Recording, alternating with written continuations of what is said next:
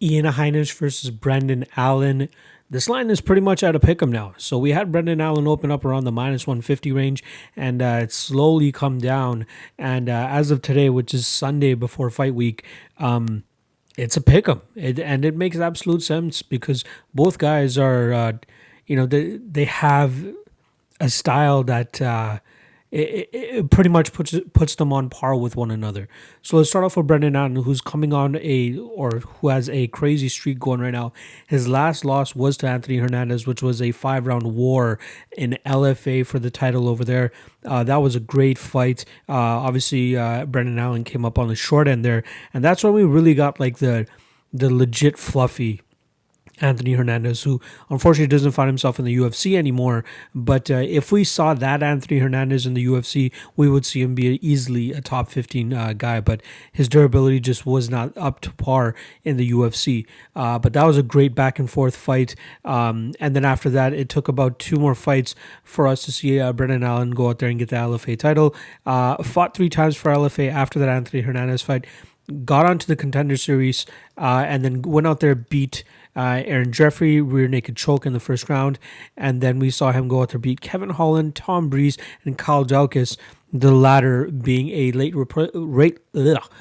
replacement for Ian Heinisch, who had withdrawn from that fight. So that was back in June, and then they decided to still go out there and continue to book this fight with Heinisch. I believe there was like a long-standing rivalry between the two guys because they were both in LFA. They were close to fighting each other, and then Heinisch gets the call up to the UFC, and then Brendan Allen obviously follows shortly thereafter. Both guys are tremendously talented. Obviously, Brendan Allen is rolling a little bit more now since he hasn't really caught an L in the UFC. His fight against Kevin Holland, he was close to catching that first L. Kevin Holland had him in some pretty tough spots in that first round, and Brendan Allen persevered. He fought through that very nasty cut that Kevin Holland was able to open up on him, and then we eventually got that rear naked choke in the second round. The Tom Breeze fight, Tom Breeze had a little bit of a gaffe. He tried getting this fight to the ground, tried dragging it to the ground, and then eventually found himself on his back. And then Brendan Allen did some solid work there in terms of trying to pull off submissions. After ditching the submissions, he went out with some ground and pound to finish off that first round, and he got a finish with 13 seconds left in that first round. So that was a big win for him too against Tom Breeze, who, in my opinion, is one of the top fighters in that division. And then the Kyle Daukaus fight, man, that was close. Those first 2 rounds, he did a lot of good work with his elbows from on top. Obviously, both guys were primarily jiu-jitsu guys, but we did see Brendan Allen get the better of it in the first 2 rounds. In the third round, though, we saw Kyle Daukaus pretty much control that, have back control for the majority of that third round until maybe the last 20 or 30 seconds where Brendan Allen was able to spin out and land some pretty big shots to finish off the fight there. So I thought Brendan Allen won that fight 29-28, closer than it should have been, especially, going up against a UFC newcomer who, albeit was undefeated coming into the UFC, so I don't think it was too bad of a fight for him. But the Ian Heinisch fight is going to be a little bit tougher. Heinisch is coming off a victory over Gerald Meerschaert where he knocked him out within just over a minute. But before that was on a 2-fight skid to Derek Brunson and Omari Akhmedov.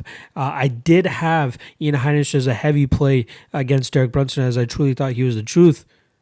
Didn't turn out that way. Brunson got the better of him there. Same with Omari Akhmedov. But one thing that I found with Ian Heinisch, his fighting style is really all in his movements. Like he moves a lot. His cardio seems to be decent, but technically he doesn't really seem to be all there. Before the Gerald Meerschaert fight, though, I do believe he went over to Thailand to get some work over there with Tiger Muay Thai, and it seemed to translate as he went out there and obviously knocked out Gerald Meerschaert. My question, though, is how does it work with the rest of his game if the fight does go longer, too? And I think Brendan Allen being the bigger guy here, too, kind of gives the advantage a little bit more to Allen. We're talking about a 5'11" Ian Heinisch with a 72-inch reach, whereas Brendan Allen, on the other hand, 6'2" with a 77-inch reach. He is a big guy for the middleweight division. Very, very big guy for the middleweight division. So that's definitely going to have a little bit of a factor here. I think that the confidence in Brendan Allen's hands is probably what would allow him to be a much better fighter. Obviously, he's on a great streak right now, and obviously he was working over there at Rufus Sport, so that was big for him too. But what we've noticed, if you go to his Instagram page, is that he's actually been training down at Sanford MMA for the last several weeks.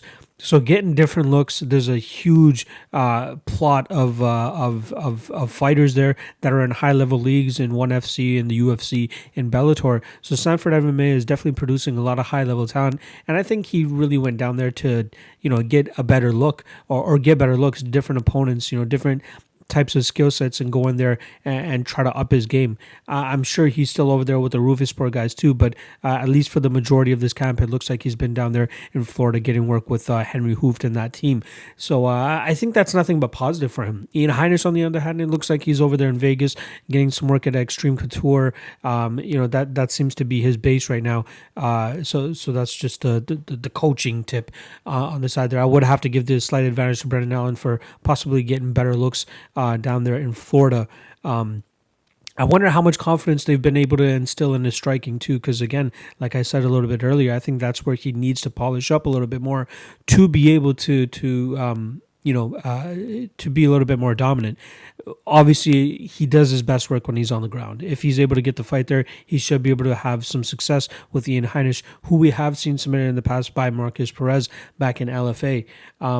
But otherwise, we have seen him take him down, not with relative ease, but not the hardest either. We saw Derek Brunson get him down.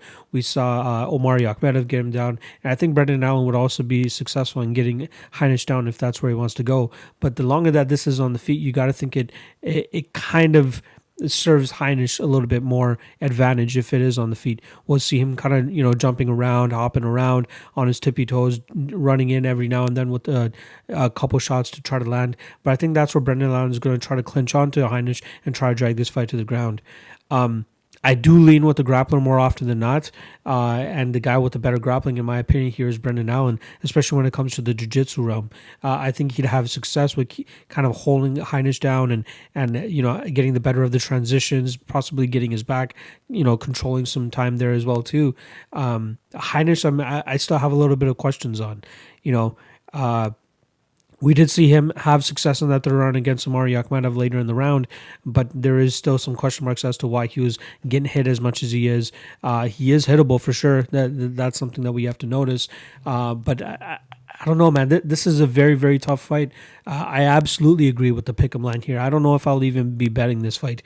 I do lean on the Brendan Allen side. Like I said, I do think we'll see some more developments from him. I think a lot of people are going to put flack on his fight with Kyle Daukaus, going a full 3 rounds with the UFC newcomer, and then obviously giving up that third round the way that he did. But that's not Heinisch's game. He's not going to, be controlling Brendan Allen from his back in the third round like that. I think Allen does have solid cardio too. Heinisch has some good cardio too. He was working over there in Colorado for the most part, but now obviously he's down in Vegas. This is a tough fight. This is going to be a pass for me all in all. I'm really looking for glaring spots for me in terms of guys I really want to bet on, and this fight is just a toss up. Like the Feely and Mitchell fight, I did have a good feel on Andre Feely there. And, I was happy with getting the slightly plus money there. But moving forward, I don't know if I'd take a shot on a fight that I see as that close anymore. And this is one of those fights that's super, super close for me. So I like Brendan Allen. I think he's going to, him being the bigger guy, hopefully we see some improvement in his stand-up. Even if he just has, simple basics, 1-2s down the middle, I think that'll be very effective against a guy like Ian Heinisch, who moves a lot, isn't super technical himself.